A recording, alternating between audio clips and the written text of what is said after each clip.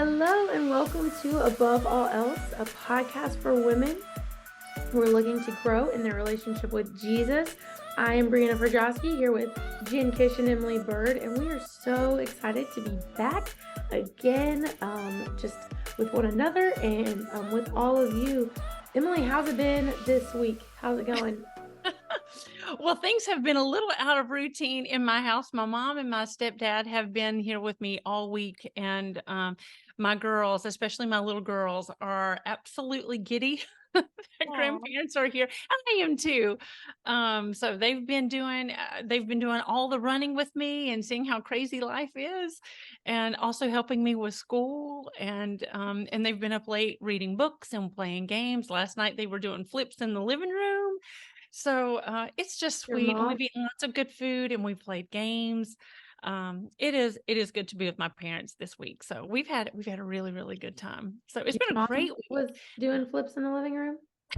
Or My just the mom, girls? my mom loves to do tricks with the girls, and of course I she's love they're it. standing on her hands or she's flipping them over her head, That's and amazing. and it's like, okay, Lindsay and Aaron, they're not little anymore. She's like, I can do that. So she's flipping them everywhere. So to be going on 73 years old and she's flipping these kids. I mean, Aw. Lindsay's, she's well, I don't guess you will mind that I say that she is now 107 pounds and she is so excited. Oh, bless her Oh, heart. oh, She's she's so tiny. thrilled to be 100 pounds. She stayed under that 100-pound mark for a very, very, very long time. So, but she's also grown 4.5 inches in the last year. So my Wow. mom still thinks that they're little, and Yeah. but it was just fun. It's good having them here, and so they're actually they've taken Erin to gymnastics and are at her gymnastics class. So they're going to be there for 3 hours watching. There you go. Oh man. Jen, what about Anyways, you? it's How's it good. been? How's it been going on your side of town? Good. Things are a little wild on my side of town. My parents were just here the weekend before last, and that was fun. But I'm right in the middle of, I had an event in Tennessee last week and an event in South Carolina this week that I'm speaking at. So I'm like, I don't know if I'm coming or going, but I'm here, right? It's just been a little bit crazy. But other than that, it's good. Just doing all the things, October, I know it's November now. But October is a crazy month, and I feel like we're just going right into November at full speed. So Mhm. I'm just hanging on for the ride. Yeah, that's how it was last week. I was at a conference for a few days and then came back for like the last little bit of school that Friday. Um, but it's just been like go, go, go. And I was incredibly thankful for that hour of sleep we gained, though. I get that people are mad because it gets darker earlier. Listen, I will take an extra hour of sleep one day if it means that the sun goes down earlier. I don't even mind. I was My body was like, hey, it's time to get up. And before my alarm, I was like, this is perfect. Yeah, Perfect. So I Yes. agree. I liked the extra hour this for the first time. Jared and I came back really late from Tennessee this past Saturday. So we were thrilled to get the extra hour on Sunday morning. Mhm. So it was yeah. nice. It was nice.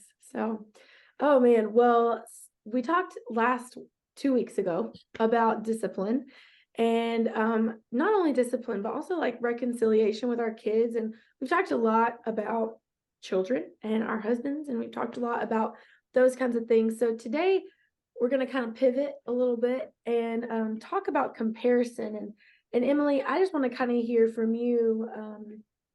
What, when you think of comparison, what comes to your mind? Are there verses that you think of? What is the first thoughts you have about it? Well, when you said verses, the first verse that comes to my mind is I had to write this down because I just said in my head that those who measure themselves against themselves are not wise. And I think that's the way it is worded, but that's what I say in my head. When I'm measuring myself against other people, I am not wise, but boy, that's a battle because I consistently do it and I catch myself doing it, even though I know that verse That's in, let me see, 2 Corinthians 10:12. I'm all the time quoting scripture, but yet I can't ever reference it. So that's why I wrote that reference down. But it takes me back when my older girls were small. And I remember being at gymnastics class, and there was, you know how the moms sit in the stands and they're watching their kids. Well, there was one particular mom who her child was just a very, very talented gymnast. And Clara, bless her sweet little heart, she was a wonderful gymnast too. She was just young, but I was kind of complaining about Clara's performance and versus her daughter's performance. And this lady, and I'm so grateful for her, but she turned to me and she said, "Don't you realize that comparison breeds discontentment?" Like, wow. And she stopped me in my place. Comparison breeds discontentment.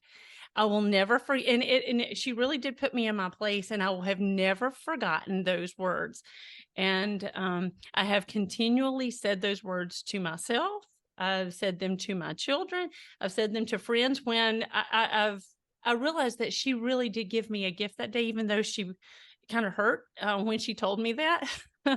That is a gift. And when I realize that I am comparing, when I'm comparing myself, when I'm comparing my children to other children, it immediately steals joy, and I become discontent in my own skin, in my own circumstance, with the things that the Lord has given me. I become discontent. So I think that is the root of why we get caught in these comparison traps, is that we are discontent. Mhm. And if we can get a different mindset about who we are and whose we are, if we can get a different mindset about the things that the Lord has given us and the places He's put us in and the positions He's put us in, we will become much more secure individuals. Mhm. So, For sure. Most definitely. Jen, what about you? Well, I was thinking about something that someone said to me a few years ago. She was back in South Carolina, and she had come to my house to bring me something.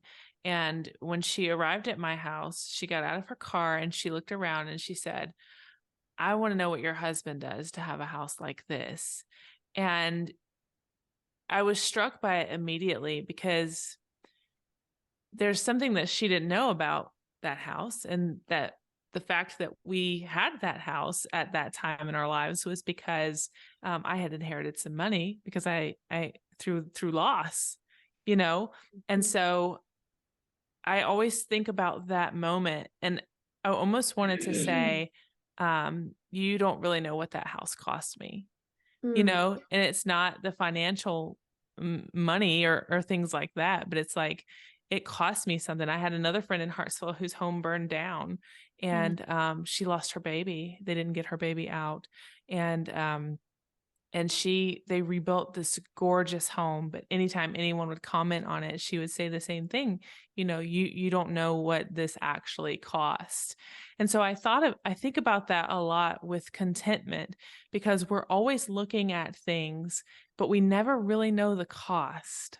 Mm. We don't know what it costs. Even a small, a gymnast, just to go back to your story, maybe she put in more work. I mean, I know they were little, but like it probably cost her more work than, your children were putting in at that time, or, like, there are things that people can achieve and they earn, but do we really want, like, what goes with getting the things that we see on the highlight reel?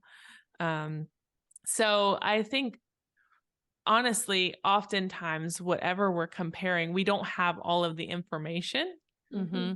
We're just taking the bits of things that we see and piecing together a puzzle that we don't have all of the pieces to. So we get this very unclear picture of what's actually going on. And I think that Right. it can definitely lead to us, even to, like, some idolatry. Like, why did God give that to you or to Mhm. her and not to me? Which, gracious, why we deserve nothing at all. Right. So I think that comparison is truly a trap. It's a distraction, and it's just more deceit from the enemy. Mm-hmm.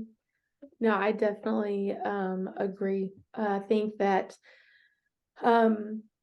when I started thinking about, comparison, what do I compare? Or, what don't I compare? Let's be honest. I talk all the time about how my kids are wild children, but like compared to what? And I asked Joseph there was this little video that we used to watch in college, and it was this little snail, and I really don't remember much about the video. I just remember someone insulted the little snail, and he said, "Compared to what? Like, what are you comparing me to?" And I was like, so Joseph said something not offensive or anything like that, but I was like, compared to what? And then it's like, why are we comparing things? And it wasn't a bad thing that he was comparing, but then I started reflecting, like, how often do I, even my spiritual gifts, a lot of times, like you were saying, and I think that's where the Lord was really like hitting me when we brought up this topic. So, comparison, though, when we compare ourselves, a lot of times for me, it's with those spiritual gifts. I'm like, well, why does that? I want that gift. Like Joseph tells me sometimes that I am, what does he compare me to?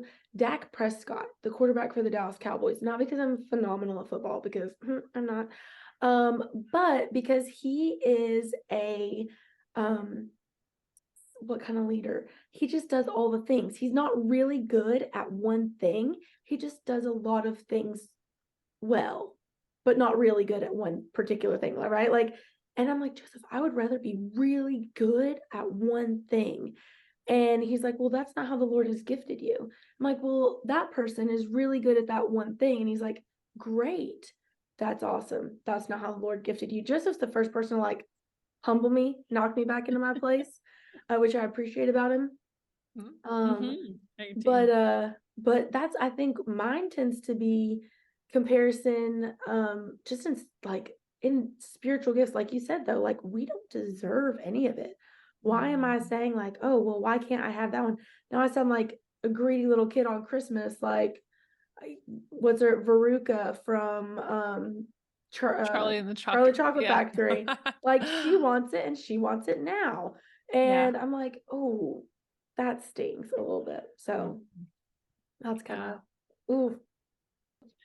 We were talking just yesterday morning about the home that we had in Virginia, and we lived on a farm, and we had a small little it was a 2-story farmhouse. It was 1,500 square feet, and when we began to add children, and then I had homeschooled my neighbors, and so there were always bunches of kids in my house. And anyways, we just outgrew our house, and it was always tiny, and I always like to entertain. I like to bring people in, but as our house grew, and as our family grew, and as we began to homeschool, I mean, the stuff expands. So we just had a lot of stuff in a small house. And we lived in this house for almost 18 years, 17 and a half years. And I found myself just constantly complaining and apologizing for my home. And, I did not appreciate my house. And so anytime that, I'm driving down the road, I'm like, oh, I like that house. Or when my best friend, they had built this beautiful home, and I really was jealous of her house. And Janie will be listening to this. So Jane, I'm talking about your house. I was so jealous of your home, and I wanted a bigger space, but, it took until June of 2013. And I remember I was out in my garden. It's like 6:30 in the morning. The sun is rising over the pasture. We did have a farm. We had some land. And I knew that there were 4 little girls who were sound asleep in their bed, safe and warm. And here I'm in this garden, and the sun's rising, and I can hear the horses, they're munching, the birds are singing. It is just a heavenly, perfect day. And that is the day that my whole perception of my house changed. And I loved my home. And it wasn't about the house. It wasn't about the size of the house. And it was actually 1,460 square feet, not even 1,500. It wasn't the size of the house. It was, this is home. And it was nothing but memories and happiness. And I just said, I was there in my corn patch and I just cried and thanked the Lord. And I was so grateful for my house and for the memories that we've made. And I was like, Lord, I am so excited that I get to spend the rest of my days in this sweet place. Not, and I had to learn contentment and be grateful for what he had given me, for him to give me something different. Yeah. And Yeah. and when he ended up moving us to Chattanooga, I was heartbroken, and he gave me a bigger house in Chattanooga. And I realized that it is not the size of the house. This is a tool that he gives us to show hospitality and love to other people. This is a tool, and until you appreciate what he's given us and given me, he was not going to give me anything different. And when he did give me something different, I was content with what I had. And Yeah. this was just it was an unexpected blessing that he had in store for us.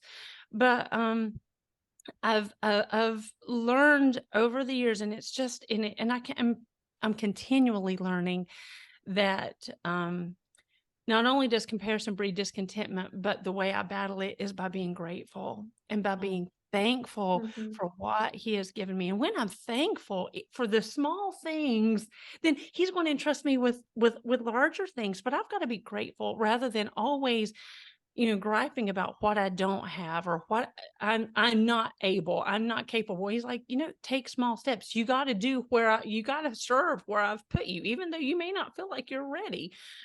He has gifted me in this way. And if I know my gifts, then I should be using them. I shouldn't be hiding them under a bushel. I hide them under a bushel. He's going to take those talents away from me. So he's blessed us in different ways. And Bree, when you're talking about those spiritual gifts, when I try to serve in places where I am not gifted, it becomes a miserable experience, and I make a Mhm. mess of things. So I'm slowly but surely learning that this is the way I am gifted. And when I get out of and try to become somebody else I'm not, and use the gifts that I really, really want, even though I'm not gifted that way, I usually make a mess of things.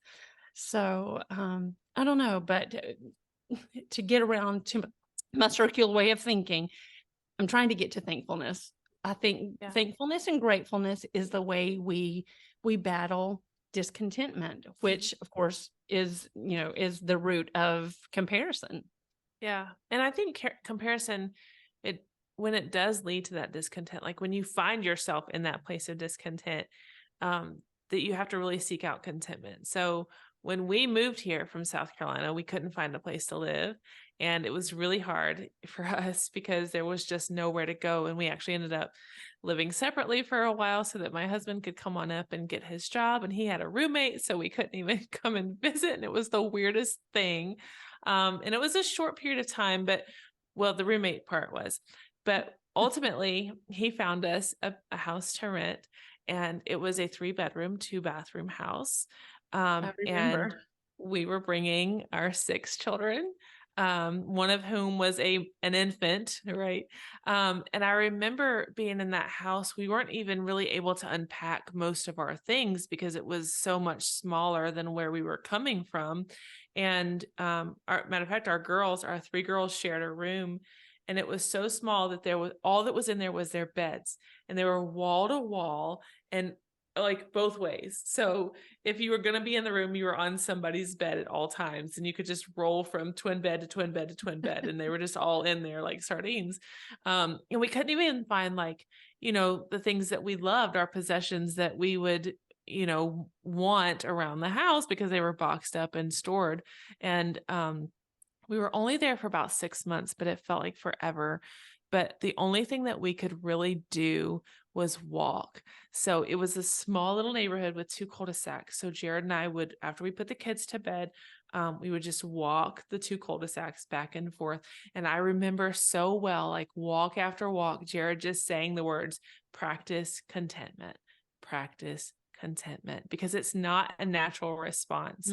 It is something that we have to intentionally think about. And there was no way out. Like we just had to stay in that season until our house was ready for us to move in. Like there was no rushing it. There was no pushing it. Like it was the Lord's timing from start to finish. Right. And so being stuck in that place where I'm comparing my life to everyone else's who seems to be moving on while I'm feeling stuck in this tiny house with my 6 kids, and homeschooling them there I think that really makes the difference, because we're moving school books off the dinner table to eat dinner table, and then moving dinner, to put the school books back on. And Yes. that's just sort of a whole cycle.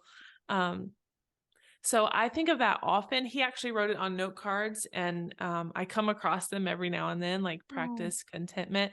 And I'm just reminded that it is not a natural response to our situations, that it is something we have to bring to the forefront. And I think that's how we do it, is by listing off, okay, we are so thankful that we now live together up here. We're so grateful that everyone's under one roof, that everyone's healthy, that we're here for a good reason. And you can sort of practice contentment by making gratitude lists in your head. So anyway, I think about that a lot with discontentment. Just practice contentment. Yeah. Oh, I love that. Because like it's so true that it's not something that just comes natural, because our sin nature is to want, right? Like our sin nature is to want what other people have, or to be at that level that person is, or to have the house that person wants. And I think there's a little bit of when you were telling the story about your friend and her house burning, I was thinking about my sister. So my sister's house burned down, and like to the ground. They almost didn't make it out. Like it was very dramatic, like traumatic, even more so, I think. And I remember when my sister moved into her new house, I was like, oh man, I'm so jealous of your house. So nice. And I mean, it's a very nice house. And she, and then I started, thinking back, like, man, I should not have been envious, because she would have given literally anything to just be back at her old house. And at that point, like, I mean, it was gone. Like the foundation was all that was left of the house. And so it was just one of those things where, just in your story, I was like, man, I like have seen where I in the past have been so like, oh, I just love this. Is such a pretty house. And at the time, I'm not like, oh, I'm jealous or envious of your house. I just am like, oh, this is gorgeous, and she's like, thanks. My house burned down. And so I had to live somewhere besides your guest bedroom, because well, and I think that helped a little bit. Was they lived with us for 3 months. Yeah, they moved out in May. And so we went from a family of 3 to a family of 9 in the span of a couple Overnight. of hours. Yeah. Yeah. And let me be careful when I say this, because I 100%, if I could go back in time, would stop the squirrels from chewing through the wires and setting their house on fire. But I would not trade the time when they lived with me. Just want to make it abundantly clear. Yeah. I'm not absolutely. happy their house burned to the ground, but the time that we got to spend together. And I think it taught me to be just grateful for like their lives, right? Like we have possessions and they had possessions, and even watching my sister walk through that. And she has been, my whole family, we have a tendency to make jokes about traumas that we've experienced. It's a thing we do. And so when I had Kaylin, I was like, oh, well, I'm going to need, like thinking of all the clothes. And Brittany had passed clothes down to me. And she was like, oh, I have a swing that you used with, like, that was originally my now 12-year-old niece's. It was originally, hers. And it just got passed down from kid to kid. Well, I had given it back to her when she had her youngest. And she was like, oh, Kaylin can use that. And then she's like, oh, No, I burned up in a fire. Sorry, never mind. You'll have to buy a new swing. And I'm Oh. and like, for several months, there's things that come up that were but just the way that she modeled, like, this is what we have and this is what we're gonna do. And she was very I don't know, my sister's my role model, especially Mhm. seeing how she dealt with contentment. When I think of someone who was content in all circumstances, it was her. I mean, she Yeah. lived with me and I was not fun to live with because I yelled at my nephew a lot, but she crammed herself and her family onto one side of my house, and she was just so content. She never complained, like, ever. And shout out to Brittany because she's the best, Mm. but She is um, extraordinary. she's so wonderful. I'm just, oh man. But I think a lot of times one of the things that I've seen with especially the students that I teach is that, and it's not a new thing, like we know being content is not, or being discontent I should say, is not new, because it was before. It was like, what, June Cleaver, right? Everybody's being compared to her, right? Right. Now it's like, oh, everybody thought, oh well, social media has made everybody compare themselves to everybody. I'm like, not exactly. It makes it easier, I think, for us to compare our lives, our behind the scenes, to everybody's highlight reel. But I feel like this is something that's been going on for so long, and I mean, since literally the beginning of time. I mean, we're killing our brothers because of offerings to the Lord. Like, Right. so much discontentment and gratitude, being thankful, realizing, like, and I think, for I don't want to speak for my sister, but I think if I had to be like, why were you so content? It would be, you know what? My whole family made it out of our house. Yeah. Like, that's what happened. And so, Mhm. what's the song? Count all your blessings, name them one by one, right? Mhm. And just every day, just naming those things, that even the small things, like, oh, I woke up today on time, or just the really small things to get started, to get that ball kind of, I don't know, start practicing being content. Mhm. I heard something on social media, and I mean, everything on the internet is true, so it has to be 100%. true. And 1000%. maybe you girls have heard this, but I just recently heard that the part of your brain that's responsible for like anxiety and the part that's responsible for gratitude are the same. So they can't both work at the same time. So, like, Yes. if you're being grateful, is that good grammar? If you're Yes. like actively Yeah. being grateful, Mhm. then you can't be anxious, which I guess the Mhm. Bible says. That's what the Bible says, right? Mhm. Like, do not be anxious, but in everything give thanks, right? In Yep. everything with thanksgiving and praise. Is Thanksgiving that and Yep. in supplication or praise. Yes. yes, Mhm. yes. So They should maybe present your request. God knows more than we do. And he's like, hey, we can fix that anxiety Yep. if you just focus on the gratitude and the praise. And again, it was on the internet, so not sure that the facts are correct, So but the it Bible verse true. is 100% truth.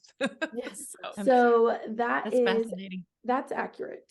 it And that is. is, yeah, so that's one of the things that they taught us. So when I was getting my undergrad is in Christian counseling. And so when we were going through all of our psychology classes, I remember them saying, like, these two things can't fire at the same time. You can't fire like, you have neural pathways that are firing constantly, right? Like, things you're not even aware of.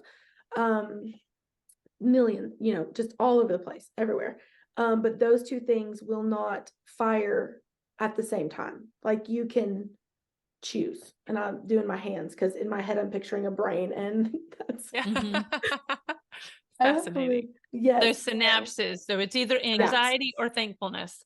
And Yeah. One of the and Isn't two. that something? the more Hmm. neural, like, the more you train yourself or you practice a response like gratitude, or the more you practice that response, the more you're going to create those neural pathways that are going to make that your first response. And that's Right. why we have things like, you breathe and you do things that are involuntary. And so eventually, if you practice it enough, you can create those neural pathways that make it almost an involuntary response. Like, my response is not initially to freak out because I've been practicing it. You're creating, it's almost like paving a road. And if you're in Chattanooga, that's going to take you a really long time. A really long time. Get it together.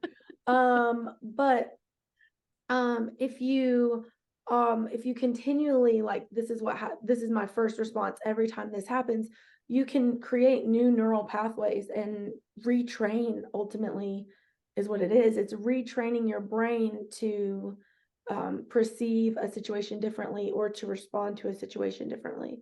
And so anyway, that's a Well, little that's science for you. fascinating. A Yeah. little science But for you. don't you know people who have done that though, who are going through harrowing circumstances, and yet there is praise on their lips, and you're like, Mhm. what can you find to be thankful for?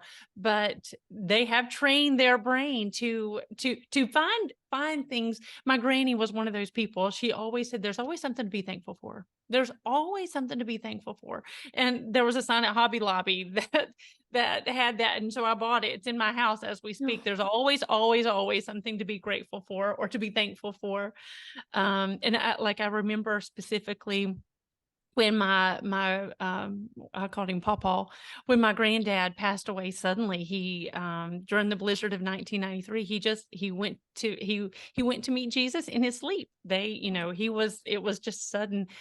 And when we finally made it to, with 4 feet of snow, finally made it to my granny's house that afternoon, we did not find her in disheveled, distraught, but I will never forget her standing at her kitchen sink and praising the Lord for all of the good things that he had done in their lives, that the Lord had brought him home from the war, that the Lord had given them 47 years together, that the Lord had given them their children together, that he faithfully served God. Like she had praise on her lips. Wow.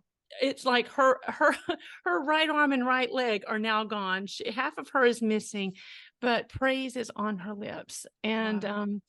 she taught me years ago when my parents had split up. I remember sneaking down and standing in the dining room behind the door and watching her kitchen sink, talking to the Lord, and it was just praise. Always, she was such a grateful person. And I remember at one time asking her, Granny, I never really hear you praying about anything, but I just hear you thanking the Lord. And she said, "Oh, Emily," she said, "when you understand that the Lord inhabits the praises of his people." And of course, she was a King James Version girl. Yeah. The Lord does inhabit the praises of his people. So for her to be in the Lord's presence, it comes with praise. And she was able to be content in a lot of really, really hard circumstances. Wow. And so, but you see people like that who should be experiencing major anxiety, people who are going through cancer, and yet praises on their lips, and they are content in their situations. Just like Paul says, I will be content in all situations. Yeah. He can be in prison and he is still praising the Lord. You can't read Philippians without feeling joyful. And when you think about his circumstances, wow, that is what we are called to be. So I love hearing about the whole physiological part behind it. Bree and Jen, I didn't know that. That's pretty fascinating. The brain's my favorite thing to study. I mean, like, I guess that's not how, but it's just the way that I think that the way that God created our brains, and when we look at scripture, like Jen said, like, it says, don't be anxious, but give thanks, right? And those two things can't coexist. And the Lord knew that. He figured it out when he created us. It just took us a really, really long time and lots of psychological studies, right, to figure out all of those things. But when you look at, and this is me just being a little bit of a nerd, when you look at the way that the brain is created and the way that God created our brain to protect us, it's baffling. And it just points to this picture of a creator who just knows so much more than us. And just, I don't even know why we sometimes are like, no, we got this, don't worry about it. Like, no, we don't. We do not have it. No, we don't. It's a good reminder of how intimately he knows us, Mhm. and how he knows what we need, obviously. But if you're feeling anxious, give give praise, name what you're grateful for. Mhm. And that, it sounds so simple. It sounds like almost too easy, like, Mhm. well, I'm having an anxiety attack and you're telling me to, list that I'm thankful that, I had oatmeal for breakfast, or, like it does almost seem too easy, but God is in the simple, so often what he provides for us is simple. It's like Emily Mhm. said, listening to the birds sing, just being grateful that you're watching the sunrise. And I don't know if that sounds hokey or, but it is just truly finding all of the good things around us and giving God thanks for every single good thing, instead of focusing so much on what's going wrong. Or I don't know, I think we're created to just sort of notice what's not right Yes. first. Mhm. I had a conversation with my daughter this weekend. We're always talking about friendships and who you surround yourself with and why that's so important. And she said, I don't understand why I have all of these friends, but I'm so hung up because this one person doesn't like me.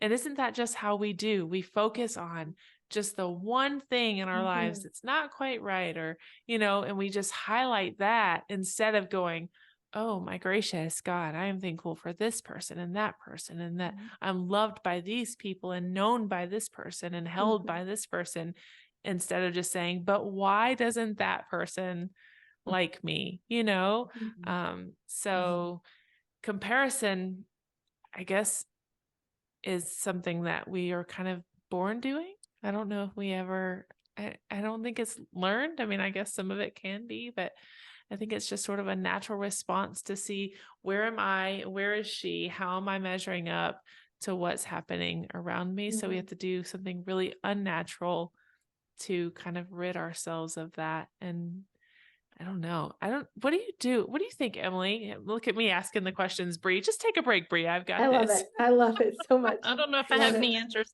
Well, I remember you telling me something, back when we were at the old church, about you were doing a study on comparison, and it was something about Mary and Martha.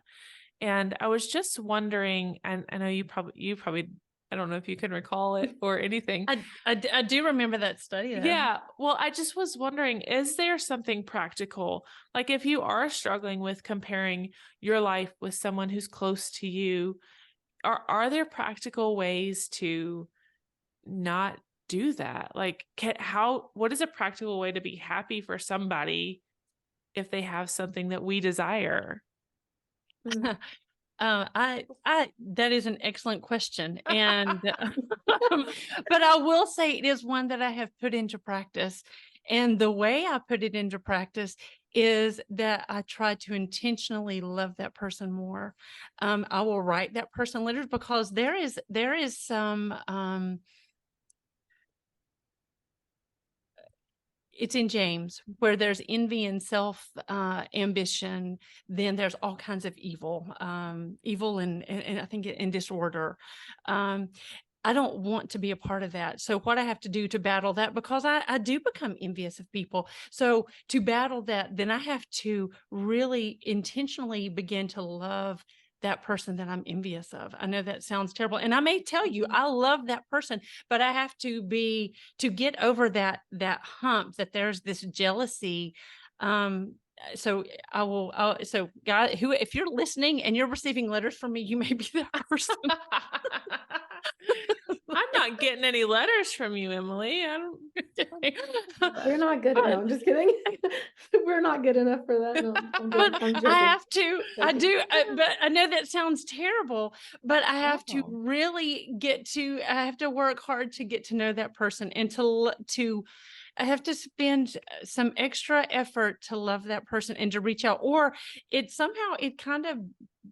builds up in me and it begins to destroy me, and that person doesn't even know it. Yeah, Um, so I love that. I know that Mhm. sounds, when you use the word hokey, I know that sounds kind of hokey, but and they don't even know. And eventually I will tell them.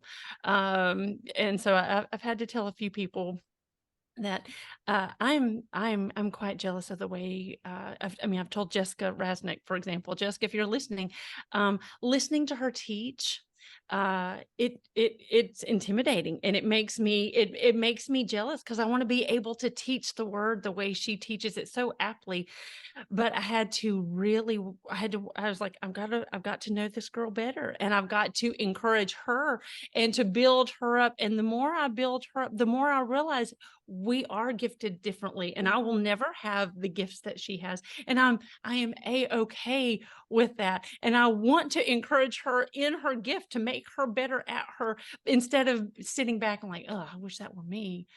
And so it ends up benefiting both of us. Yeah. So that's that. So that's one of my most recent ones. So Jessica already knows this. She knows that I was terribly jealous of her. But that, I think it's I just have to do that for myself, or it ends up eating at me, and the devil ends up winning that battle. Yeah. And relationships become severed, not because the other person has done anything, it's because I'm building up a wall. Right. So Yeah. Perfect. That was a great answer to my question. Oh, Thank you. thanks, I'll Jen. give it back to you now, Bree. Oh, well. Oh man, well, I do think that was a wonderful answer, and probably a good way for us to end this episode. Look, Emily, that curveball came, you just knocked it out the park. There you go. Yes, you did. Oh man, Wow. no. Real life. There you go. Oh goodness. Well, I have thoroughly enjoyed our conversation today, and we're so thankful for all of our listeners out there. Feel free to share from any social media platform. You can comment, interact with us in any way, and we will see you in 2 weeks. Bye.